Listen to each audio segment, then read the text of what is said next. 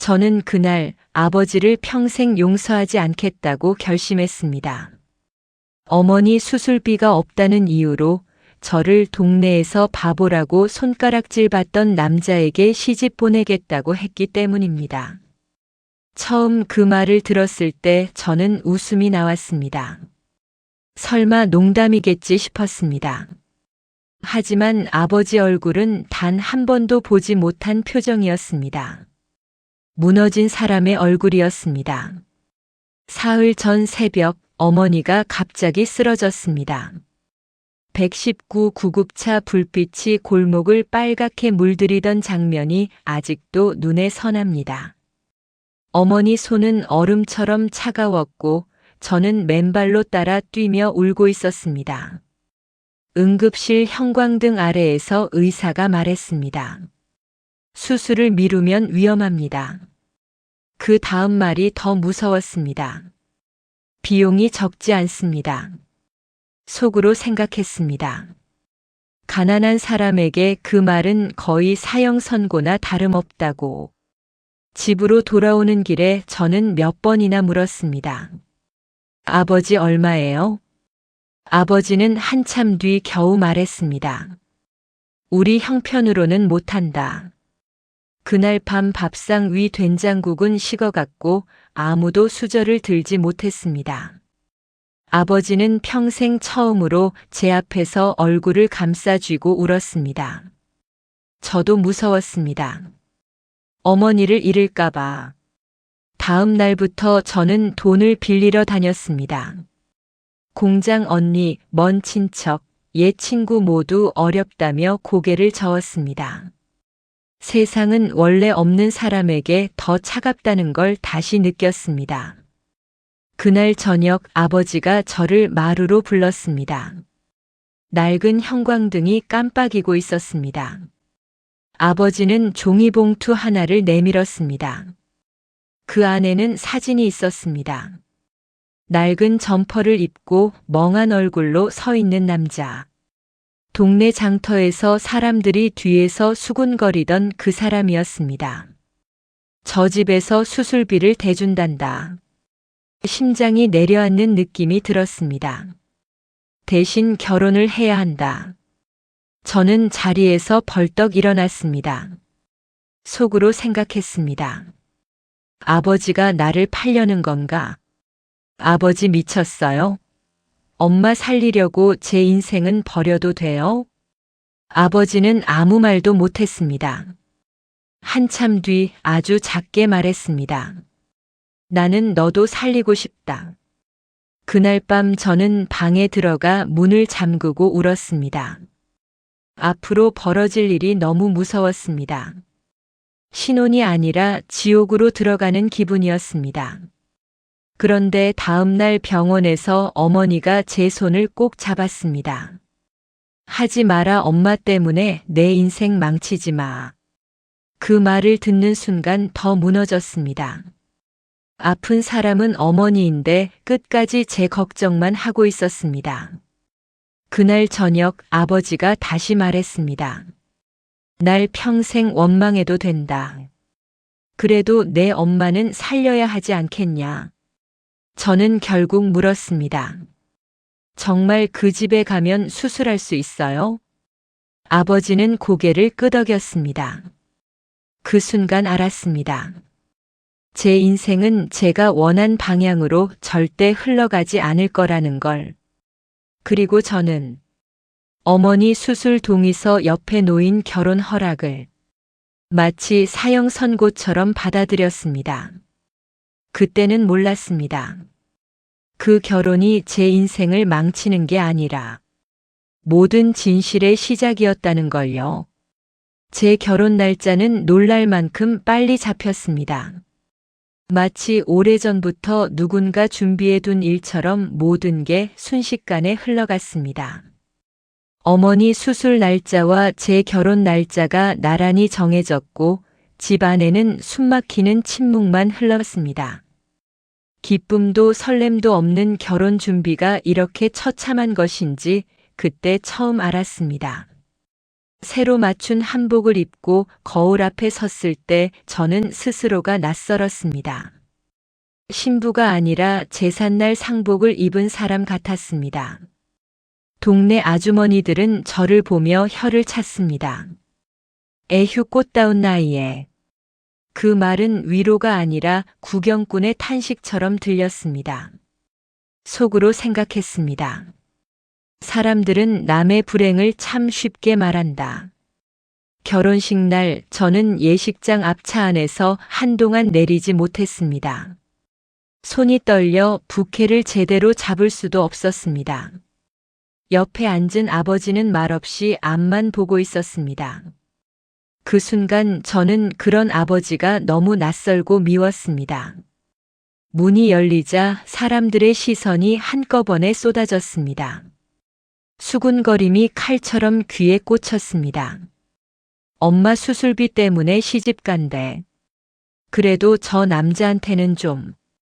저는 고개를 들 수가 없었습니다. 단상 앞에 서 있는 신랑을 본 순간 가슴이 철렁 내려앉았습니다. 사진보다 더 어수룩했습니다. 어깨는 굽어 있었고 넥타이는 삐뚤었고 눈빛은 멍해 보였습니다.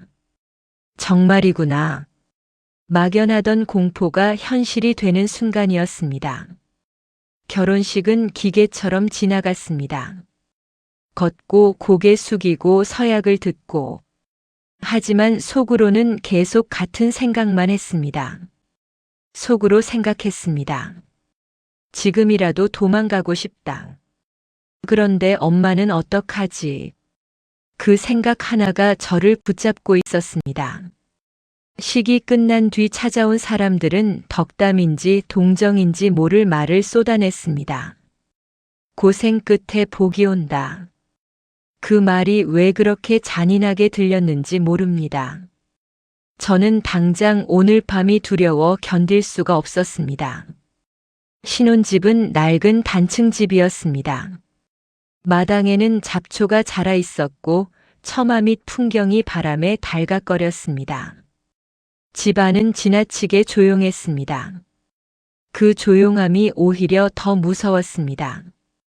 방 안에는 붉은 이불이 깔려 있었습니다. 누가 봐도 첫날 밤을 의식한 흔적이었습니다. 숨이 턱 막혔습니다. 저는 문지방 앞에서 한 발짝도 움직일 수 없었습니다. 남편은 말없이 제 뒤로 들어왔습니다.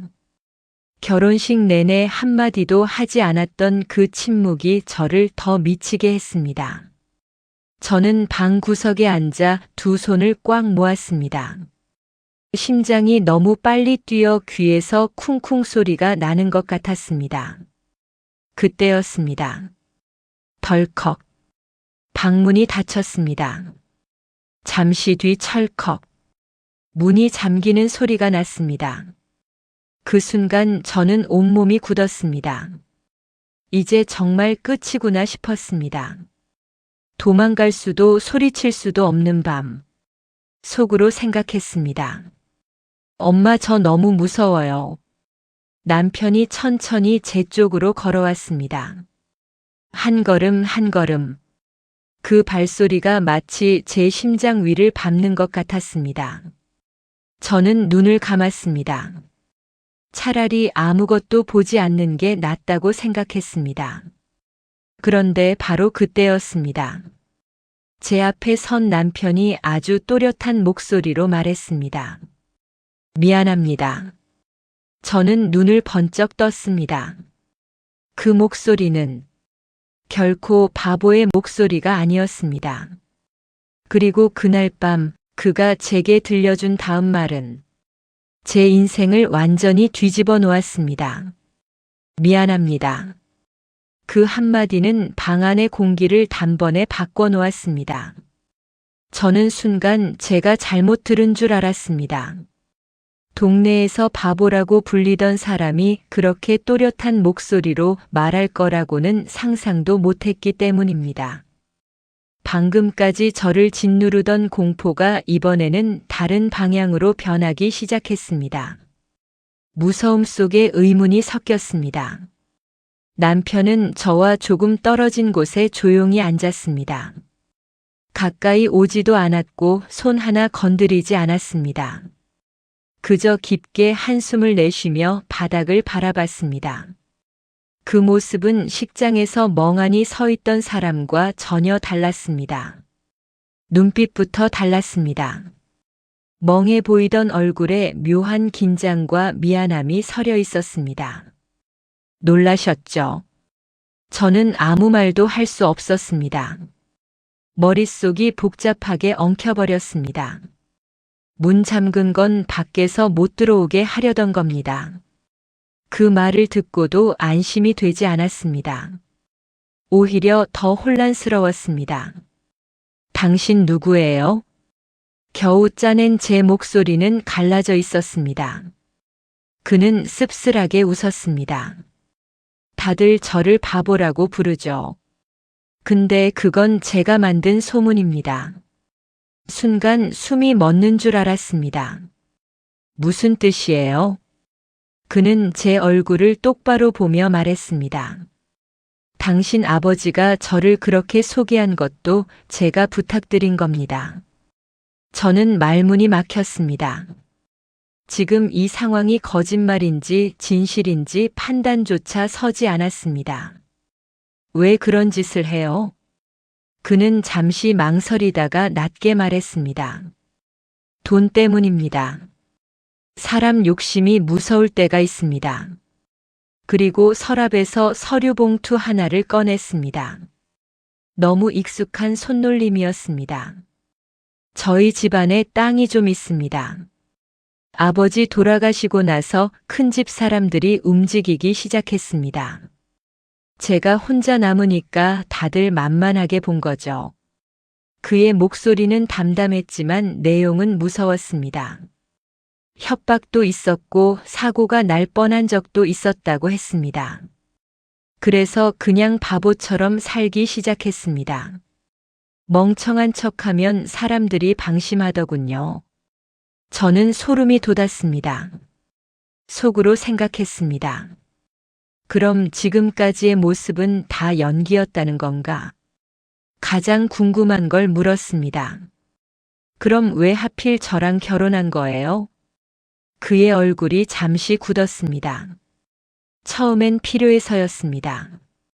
그 말을 듣는 순간 가슴이 철렁 내려앉았습니다. 역시 저는 또 누군가의 계산 속에 들어온 거구나 싶었습니다. 하지만 그는 바로 말을 이었습니다. 아무 여자나 고른 건 아닙니다. 당신을 예전부터 알고 있었습니다. 저는 멍하니 그를 바라봤습니다. 3년 전 시장 앞 버스 정류장에서요. 비 오는 날 할머니가 넘어졌을 때, 사람들 다 보고만 있을 때 당신만 뛰어갔습니다. 순간 숨이 멎었습니다. 정말 그런 일이 있었습니다. 그때 알았습니다.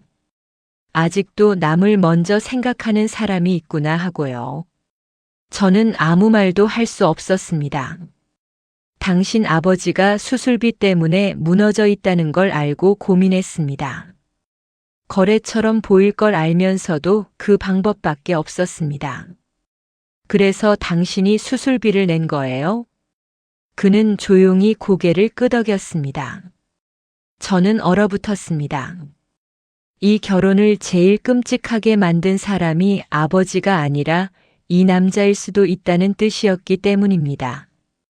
그런데도 이상하게 단순히 화만 나지 않았습니다. 그의 말 속에는 설명하기 어려운 진심이 느껴졌습니다. 그가 마지막으로 말했습니다. 이 결혼 원하시면 내일 바로 정리해 드리겠습니다. 수술비도 돌려받을 생각 없습니다. 당신 인생 붙잡고 싶지 않습니다. 저는 눈을 크게 떴습니다. 지금껏 상상했던 모든 공포가 그 한마디에 무너지는 느낌이었습니다. 그런데 이상하게도 자유보다 더 큰 질문이 먼저 떠올랐습니다. 이 사람은 도대체 왜 이렇게까지 하는 걸까? 그리고 그날 밤 저는 아버지가 제게 건넨 사진 한 장 뒤에 엄청난 진실이 숨어 있었다는 걸 조금씩 깨닫기 시작했습니다. 그날 밤 저는 결국 한숨도 못 잤습니다.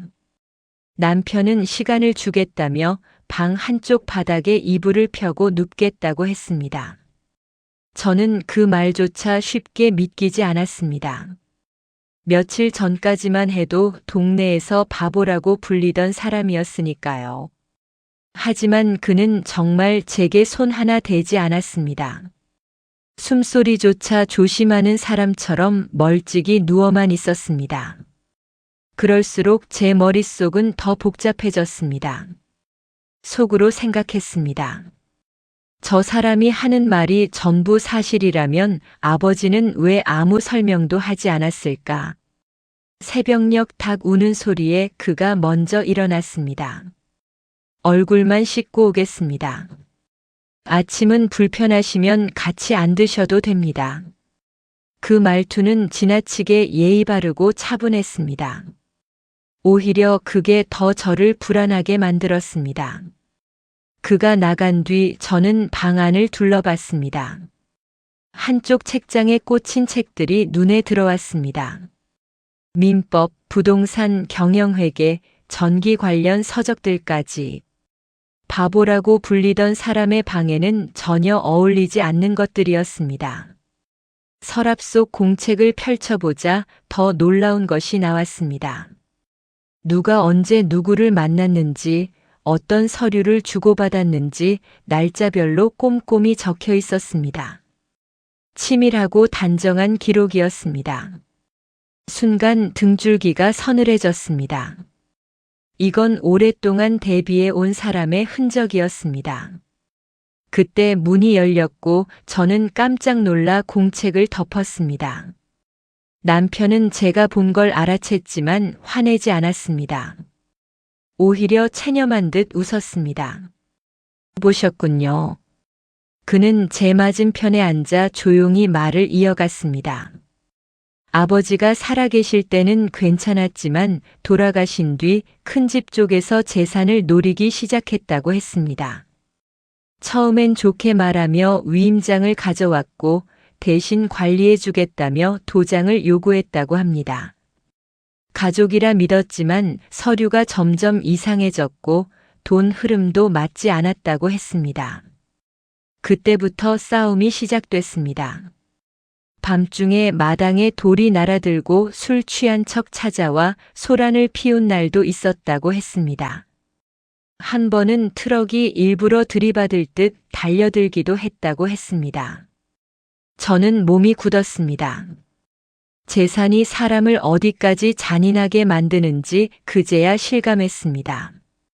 그래서 바보가 되기로 했습니다. 그는 담담하게 말했습니다. 사람들 앞에서 일부러 느리게 말하고 이해 못하는 척하며 살았다고 했습니다. 무시당하고 비웃음을 견디는 대신 얻은 것이 있었다고 했습니다. 방심입니다. 사람들은 멍청하다고 믿는 사람 앞에서는 본색을 숨기지 않습니다. 그 말에 저는 아까 본 공책이 떠올랐습니다. 그건 기록이 아니라 그의 생존 방식이었습니다. 저는 결국 물었습니다. 그럼 결혼도 그 방심을 위해 필요한 거였어요? 그는 한동안 침묵하다 솔직하게 말했습니다. 절반은 그렇습니다. 가슴이 조금 싸해졌습니다. 역시 제 인생이 누군가의 계산 속에 들어온 건가 싶었습니다. 하지만 그는 이어 말했습니다. 큰 집은 제가 혼자라는 걸 약점으로 봤습니다. 제가 결혼하면 계획이 꼬일 수밖에 없었죠. 저는 차갑게 물었습니다. 그래서 제 인생을 끌어들인 거예요? 그는 피하지 않았습니다. 네. 그 점은 변명하지 않겠습니다. 대신 당신을 함부로 대할 생각은 처음부터 없었습니다. 그리고 제게 통장 사본과 병원 영수증을 내밀었습니다. 어머니 수술비는 이미 납부되어 있었고 수술 일정도 잡혀 있었습니다. 그 서류를 보는 순간 눈앞이 흐려졌습니다. 아버지가 거짓말한 게 아니라는 사실과 이 남자가 실제로 그 돈을 냈다는 사실이 동시에 밀려왔기 때문입니다. 왜 그렇게까지 했어요? 그는 아주 조용히 대답했습니다. 병원 복도에서 당신 아버지가 우는 걸 봤습니다. 그 얼굴을 보고도 모른 척하면 평생 제 자신을 견딜 수 없을 것 같았습니다. 그 순간 저는 처음으로 느꼈습니다. 이 사람에게 계산만 있는 건 아니라는 걸. 아침 햇살이 마당으로 번지고 있었습니다. 밤새 두려움으로 가득했던 집 안 공기가 조금 달라진 듯 했습니다. 하지만 마음이 놓이진 않았습니다. 오히려 더 큰 일의 시작 같았습니다. 그리고 그 예감은 틀리지 않았습니다. 며칠 뒤 그가 숨겨온 진짜 싸움이 제 눈앞에서 하나씩 드러나기 시작했기 때문입니다. 결혼 후 처음 며칠은 이상할 만큼 조용했습니다. 겉으로 보면 평범한 신혼 같기도 했습니다. 아침이면 남편은 먼저 일어나 마당을 쓸었고 저는 부엌에서 된장국을 끓였습니다. 점심에는 병원에 들러 어머니 상태를 확인했고 저녁이면 다시 그 집으로 돌아왔습니다. 하지만 그 평범함 속에는 언제 터질지 모르는 긴장감이 숨어 있었습니다. 마치 비 오기 전 눅눅한 공기처럼 눈에 보이지 않아도 분명히 느껴지는 불안이었습니다. 남편은 밖에 나가면 다시 예전 모습으로 돌아갔습니다. 말수를 줄이고 일부러 느릿느릿 움직이며 사람들 앞에서는 멍한 표정을 지었습니다. 처음엔 제가 본 그의 진짜 모습이 꿈이었나 싶었습니다. 하지만 집 문이 닫히는 순간 그는 전혀 다른 사람이 되었습니다. 어머니 입원비 내역을 꼼꼼히 확인했고 제가 병원에서 들은 의사 설명까지 다시 정리해 주었습니다. 두 얼굴을 가진 사람이라기보다 세상에 맞서기 위해 다른 얼굴을 쓰는 사람 같았습니다. 어느 날 설거지를 하는데 담장 너머로 동네 아주머니들의 수군거림이 들렸습니다. 저 집 색시 참 불쌍해. 그래도 어쩌겠어. 엄마 살리려면 갔겠지. 그 말을 듣는 순간 손에 쥔 그릇을 놓칠 뻔했습니다. 남편도 들었을 텐데 아무렇지 않은 척 나무 의자에 앉아 있었습니다. 그 모습이 오히려 더 가슴 아팠습니다. 속으로 생각했습니다. 나는 며칠 만에 숨이 막히는데 이 사람은 이 시선을 몇 년이나 견뎠을까. 그날 밤 저는 처음으로 그의 밥을 한 번 더 떠주었습니다. 아주 사소한 행동이었지만 제 마음엔 큰 변화였습니다. 그는 잠시 제 손을 보더니 조용히 말했습니다. 많이 힘드시죠? 그 말에 괜히 울컥했습니다. 힘든 건 어쩌면 그 사람일지도 모르는데 여전히 제 상태부터 묻고 있었습니다. 며칠 뒤 병원에서 돌아오다 마당 한쪽에서 그가 고장난 라디오를 고치는 모습을 보았습니다. 전선을 만지고 낡은 부품을 닦아 다시 끼우는 손놀림이 놀랄 만큼 익숙했습니다. 잠시 후 지직거리던 소리가 멎고 라디오에서 노래가 흘러나왔습니다. 저는 무심코 물었습니다. 정말 엔지니어였나 보네요. 그는 웃으며 대답했습니다. 예전엔 그랬습니다. 지금은 그냥 버티는 사람이죠. 그 표현이 이상하게 오래 마음에 남았습니다. 그러던 어느 날 그의 서랍 아래에서 작은 약봉지를 발견했습니다. 어깨 통증 약이었습니다. 몸싸움을 하다 다친 뒤 비 오기 전이면 통증이 심해진다고 했습니다. 저는 괜히 화가 났습니다. 왜 말 안 했어요? 말해도 달라질 게 없으니까요. 그의 대답에 마음 한구석이 저릿해졌습니다. 누군가의 걱정을 받는 일이 어색할 만큼 혼자였던 사람이라는 걸 그때 처음 느꼈습니다. 그날 밤 저는 처음으로 남편이 아닌 한 사람으로 그를 바라보기 시작했습니다. 억지로 팔려온 결혼의 상대가 아니라 상처와 비밀을 혼자 짊어진 사람으로 보였습니다. 마당에 말없이 빨래줄을 더 묶어 놓은 것, 병원 다녀오면 늘 물을 떠다 놓는 것, 어머니 상태를 밤마다 조심스럽게 묻는 것. 그건 계산만으로는 할 수 없는 세심함이었습니다. 하지만 평온은 오래 가지 않았습니다. 어느 오후 큰 집에서 사람들이 찾아왔습니다. 배가 불룩 나온 사내와 눈매가 날카로운 중년 여자가 대문을 열고 들어섰습니다. 그 순간 이유 없이 등줄기가 차가워졌습니다. 남편은 그들을 보자마자 다시 멍한 얼굴로 변했습니다. 여자가 비웃듯 말했습니다. 장가 가더니 사람 구실 좀 하나 했더니 여전하네. 그들은 다음 주 제사에 오라고 하며 중요한 얘기가 있다고 했습니다. 짧은 말이었지만 이상하게 위협처럼 들렸습니다.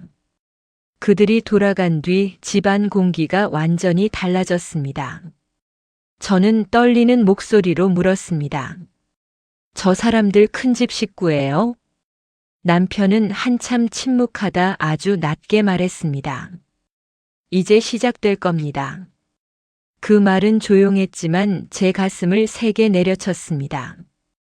그날 저는 깨달았습니다.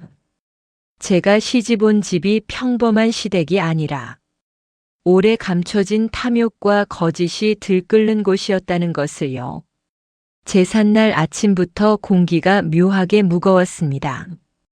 햇빛은 밝았지만 사람들 얼굴에는 보이지 않는 그늘이 드리워져 있었습니다. 저는 새벽부터 전을 부치고 나무를 묻히면서도 속이 계속 메스꺼웠습니다. 결혼하고 처음 가는 큰 집 자리였고 며칠 전 마당에 찾아왔던 그 두 사람의 눈빛이 자꾸 떠올랐기 때문입니다. 남편은 평소보다 더 말이 없었습니다. 아니, 밖에서 보이던 그 느리고 어눌한 얼굴을 더 단단히 쓰고 있는 느낌이었습니다. 큰 집은 동네에서 가장 큰 한옥이었습니다. 대문도 크고 마당도 넓고 기와 지붕까지 번듯했습니다. 겉으로만 보면 품이 있는 집안처럼 보였습니다. 하지만 문 안으로 들어서는 순간 느껴지는 공기는 전혀 달랐습니다. 반기는 웃음 속에는 계산이 숨어 있었고 예의 바른 말투 안에는 비웃음이 섞여 있었습니다. 저는 그런 분위기를 어린 시절부터 익히 알고 있었습니다. 제사는 형식상 조용하고 엄숙하게 치러졌습니다. 향을 피우고 절을 하고 조상 이야기를 몇 마디 나누는 동안만큼은 모두가 점잖은 얼굴을 했습니다. 하지만 그 평온이 오래가지 않을 거라는 걸 저는 어렴풋이 느끼고 있었습니다. 제사가 끝나고 상이 물러가자마자 결국 예상했던 말이 나왔습니다. 이왕 모인 김에 재산 정리도 좀 해야지. 그 말 한마디에 방 안 공기가 눈에 띄게 달라졌습니다. 큰어머니는 남편을 힐끗 보며 말했습니다. 애가 혼자 사는 것도 아니고 장가도 갔으니 누가 좀 맡아서 관리해줘야지. 관리. 듣기 좋은 말이었습니다. 하지만 결국 가져가겠다는 뜻이라는 걸 저는 알고 있었습니다. 다른 친척은 웃으며 더 노골적으로 말했습니다. 솔직히 애가 뭘 알겠냐. 도장만 찍으면 되지. 방 안 여기저기서 억지 웃음이 터졌습니다. 저는 얼굴이 화끈거렸습니다. 며칠 전까지의 저라면 그 말에 고개를 끄덕였을지도 모릅니다. 하지만 이제는 아니었습니다.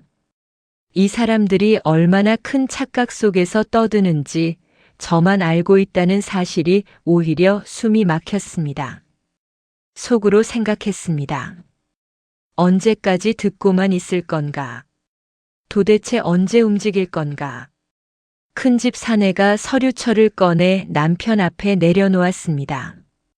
여기 도장만 찍어. 복잡한 건 우리가 다 알아서 할게. 남편은 종이를 멍하니 바라보는 척만 했습니다. 큰어머니는 혀를 차며 말했습니다. 저러니 장가를 보내도 걱정이지. 색시가 좀 가르쳐야겠어. 그때 구석에 앉아있던 사촌 하나가 술기운에 말을 내뱉었습니다. 근데 바보가 재산 가져가면 뭐하냐? 순간 방 안이 조용해졌습니다. 아무도 그 말을 막지 않았습니다. 모두 속으로는 같은 생각을 하고 있다는 듯 눈치만 볼 뿐이었습니다. 저는 참지 못하고 입을 열려 했습니다. 그 순간 남편의 손가락이 아주 미세하게 움직였습니다. 지금은 기다리라는 신호 같았습니다. 저는 이를 악물고 입을 다물었습니다. 큰집 사내는 기세를 타듯 더 노골적으로 말했습니다. 저 땅이며 건물이며 그냥 놔두면 다 망한다. 우리가 맞는 게 맞지. 그때였습니다. 남편이 천천히 고개를 들었습니다. 멍하던 눈빛이 사라지고 차갑고 또렷한 시선이 방 안을 훑었습니다. 저는 심장이 쿵 내려앉았습니다. 드디어 올 것이 왔다는 걸 직감했습니다. 그는 입꼬리를 아주 조금 올리며 말했습니다. 그럼 이제 끝낼까요? 그 짧은 한마디에 방 안이 얼어붙었습니다. 큰집 식구들 얼굴에서 웃음이 싹 사라졌습니다. 남편은 느릿느릿한 말투를 버리고 또렷하게 이어 말했습니다. 지금까지 충분히 들었습니다. 어디까지 떠드나 보고 있었습니다. 의자가 끄는 소리가 여기저기서 났습니다. 누군가는 자리에서 반쯤 일어났고 누군가는 얼굴이 하얗게 질렸습니다. 남편은 준비해온 봉투를 꺼내 서류와 사진, 통장 거래 내역을 하나씩 탁자 위에 올렸습니다. 탁, 탁, 탁. 그 소리가 망치처럼 가슴을 내리쳤습니다. 누가 위조 서류를 만들었는지, 누가 임대료를 빼돌렸는지 다 알고 있습니다. 큰집 사내가 소리를 질렀지만 남편은 차갑게 잘랐습니다. 소리 지르지 마십시오. 그 한마디에 상대가 오히려 말을 잃었습니다. 그날 저는 깨달았습니다. 이 자리는 제사가 아니라 오래된 거짓말이 무너지는 자리라는 걸요. 그리고 더 무서운 건 진짜 싸움은 이제부터 시작이라는 사실이었습니다. 남편이 서류를 꺼내놓자 방 안은 순식간에 아수라장이 됐습니다. 조금 전까지만 해도 그를 내려다보며 비웃던 얼굴들이 서로 눈치만 보기 시작했습니다. 큰어머니는 입술이 바짝 마른 사람처럼 연신 침을 삼켰고 술기운에 떠들던 사촌은 자리에서 일어나려다 다시 주저앉았습니다. 저는 그 광경을 보면서도 믿기지 않았습니다. 몇 년 동안 바보로 살아온 사람이 이렇게 완벽하게 판을 뒤집을 수 있다는 사실이요. 남편은 아주 침착했습니다. 마치 이 순간을 수도 없이 연습해온 사람 같았습니다. 그는 서류를 한 장씩 짚어가며 또렷하게 말했습니다.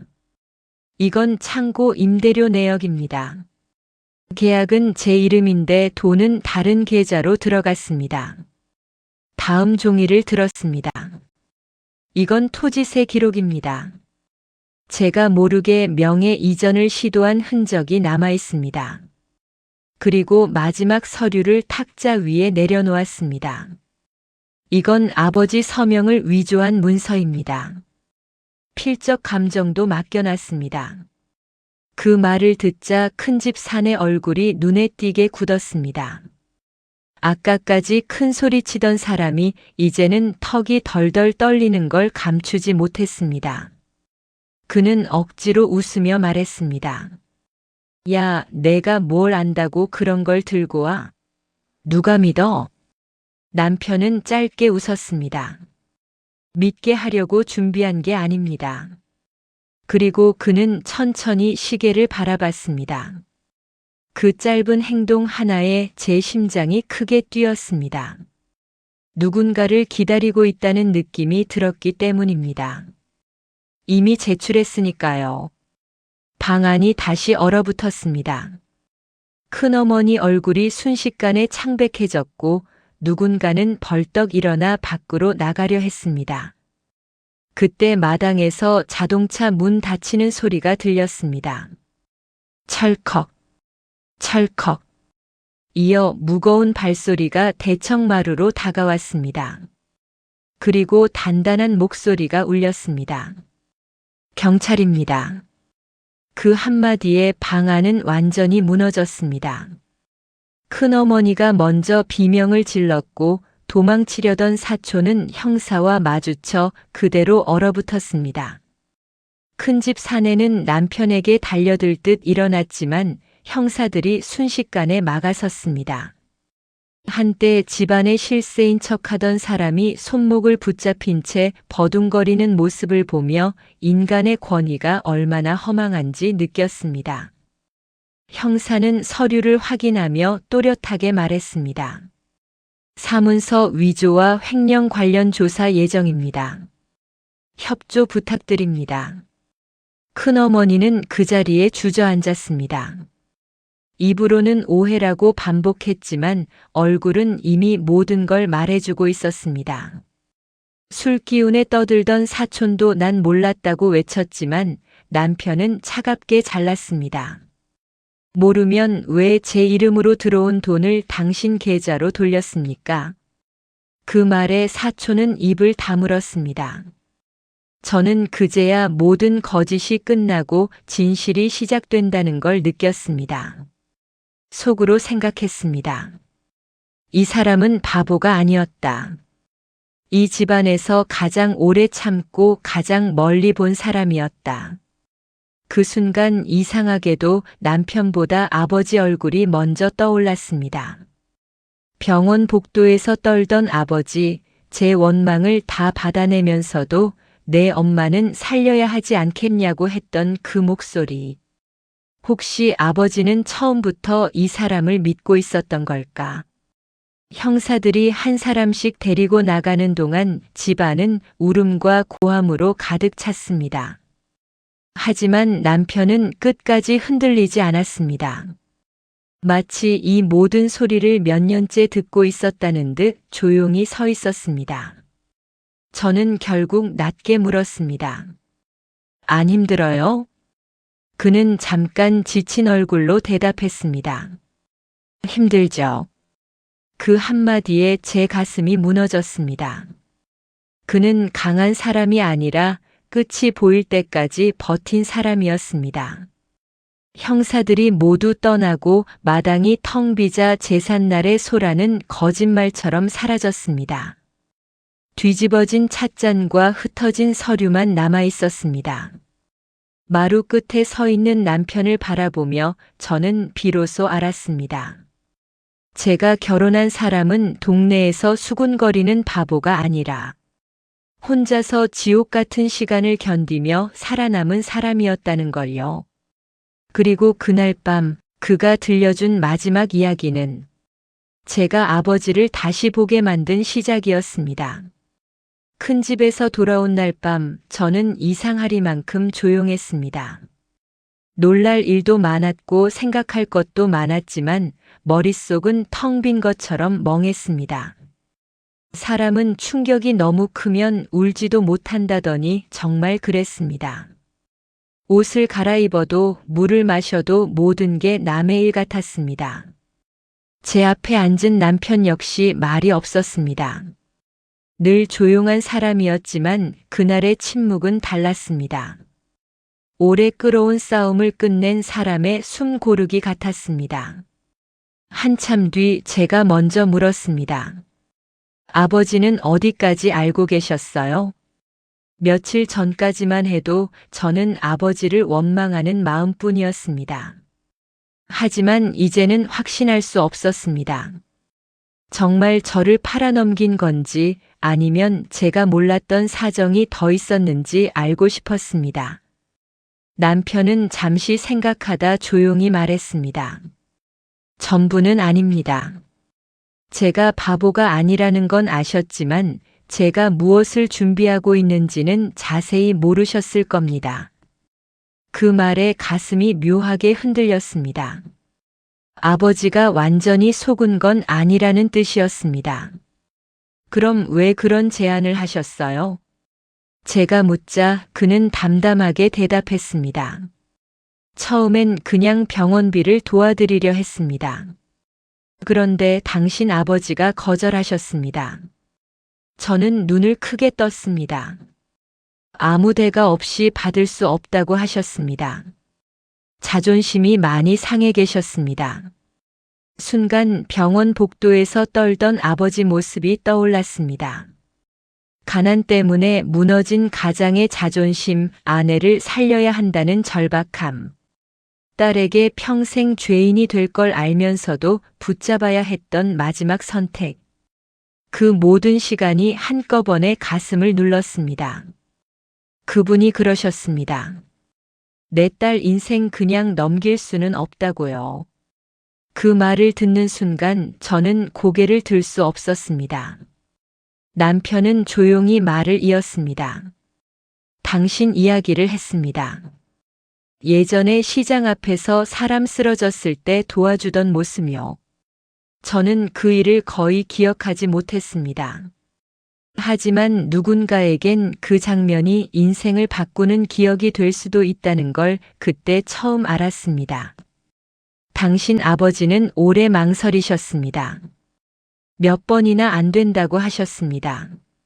하지만 수술 날짜를 더 못 미룬다고 하자 결국 무너지셨습니다. 그 말을 듣고 저는 얼굴을 감싸 쥐었습니다. 제가 방 안에서 아버지를 원망하던 시간, 아버지는 병원 복도와 낡은 집 사이를 오가며 얼마나 무너졌을까요? 속으로 생각했습니다.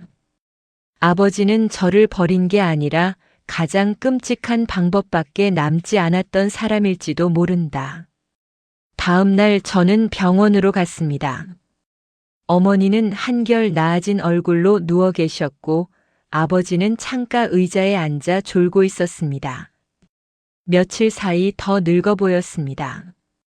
제가 다가가자 아버지가 퍼뜩 눈을 떴습니다. 왔냐? 그 목소리가 왜 그렇게 작게 들리던지요. 여전히 제 눈치를 보는 사람 같았습니다. 저는 한참 서 있다 겨우 말했습니다. 아버지 왜 저한테 말을 안 했어요? 제 목소리가 떨리자 아버지는 급히 일어났지만 저는 손으로 막았습니다. 다 알아요. 그 사람 바보 아닌 거 수술비 낸 거 다 들었어요. 그 말을 듣는 순간 아버지 눈가가 붉어졌습니다. 그리고 끝내 고개를 숙이며 말했습니다. 미안하다. 그 한마디에 저는 결국 울고 말았습니다. 원망도 따짐도 모두 사라졌습니다. 나는 내가 평생 날 미워해도 할 말 없다. 그래도 그때는 그것 말고는 길이 안 보였다. 아버지는 울음을 참듯 말을 끊어 삼켰습니다. 그래도 아무한테나 보내는 건 아니라고 생각했다. 그 사람 눈을 봤다. 너를 함부로 할 사람은 아니라고 믿었다. 병실을 나왔을 때 남편이 복도 끝에 서 있었습니다. 언제 왔는지 모르겠지만 조용히 기다리고 있었습니다. 그는 아무 말 없이 손수건을 내밀었습니다. 그 순간 저는 처음으로 느꼈습니다. 이 결혼이 거래로 시작됐을지라도 끝까지 거래로만 남지는 않을 수도 있다는 걸요. 어머니를 살리기 위해 시작된 결혼. 아버지의 죄책감과 제 원망 위에 세워진 결혼. 하지만 그 안에는 제가 몰랐던 진심과 오래된 기다림이 숨어 있었습니다. 그리고 그날 깨달았습니다. 아버지는 저를 바보에게 보낸 게 아니라 세상에서 가장 오래 상처를 견딘 사람에게 맡긴 것이었다는 걸요. 그때부터 제 마음은 조금씩 달라지기 시작했습니다. 닫혀있던 문이 아주 조금 열렸습니다. 하지만 저는 아직 몰랐습니다. 그 문이 열린 뒤 제 인생에 처음으로 사랑이라고 부를 감정이 들어오게 될 줄은요.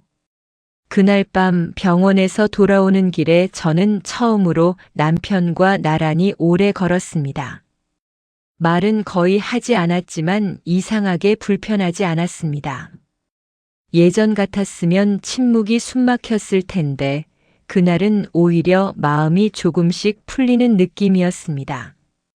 집 앞 골목에 다다르자 그는 걸음을 멈췄습니다.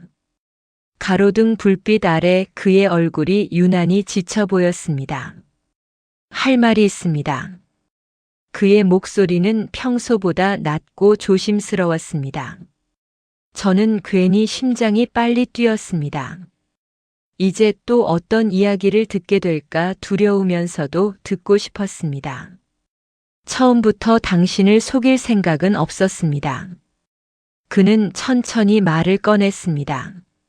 하지만 솔직히 말하면 이 결혼에는 계산이 있었습니다.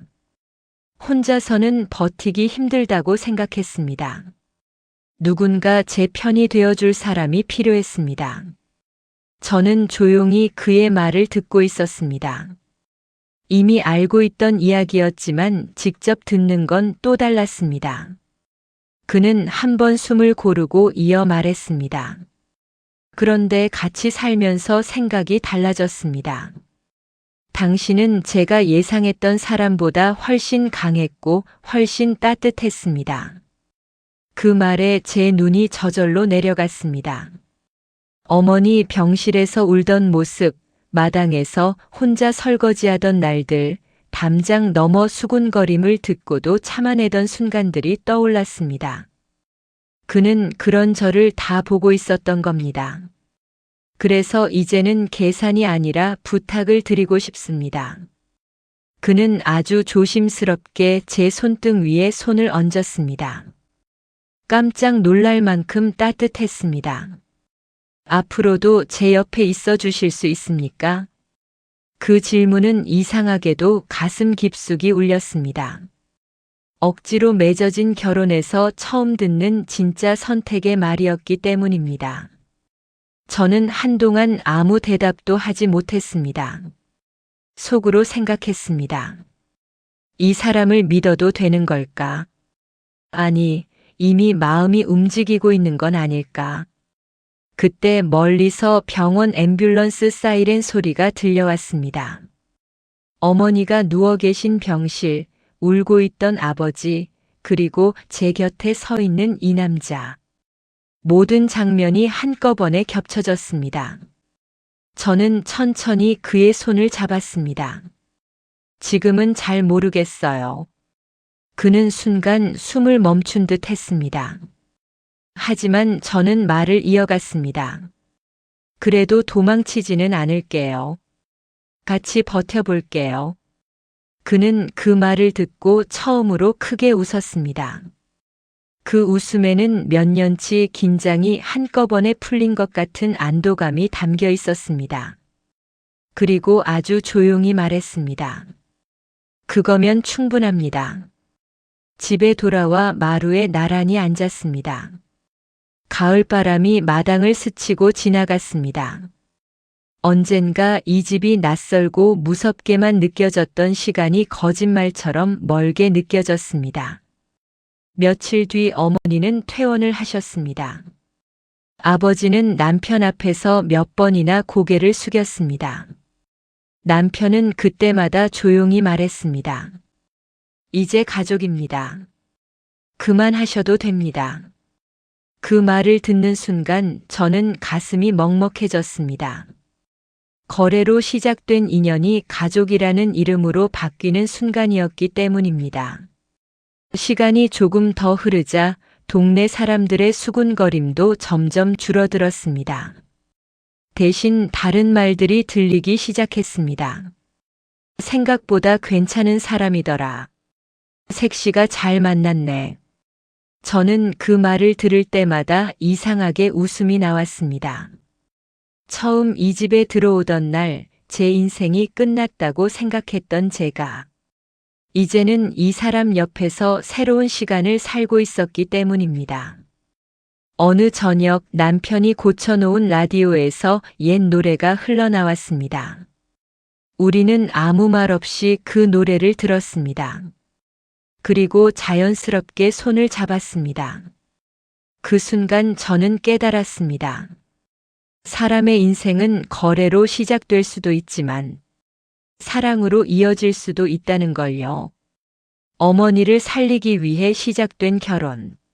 아버지의 눈물 위에서 맺어진 인연. 그리고 바보라고 불리던 한 남자의 오래된 기다림. 그 모든 시간이 모여 지금 제 손 안에 따뜻함이 되었습니다. 저는 더 이상 이 결혼을 후회하지 않습니다. 아니, 어쩌면 처음으로 제 인생을 스스로 선택했다고 느끼는 순간이었습니다. 그리고 그날 밤 남편의 어깨에 살짝 기대며 저는 속으로 이렇게 말했습니다. 이제 같이 살아봅시다. 여러분이라면 이런 결혼 받아들이실 수 있나요? 부모가 이런 선택을 했다면 용서할 수 있을까요? 거래로 시작된 사랑 가능하다고 보시나요? 남편 행동 잘했다고 생각하시나요? 여러분 인생에도 이런 반전이 있었나요? 끝까지 보신 분만 댓글 남겨주세요. 여러분 생각이 궁금합니다.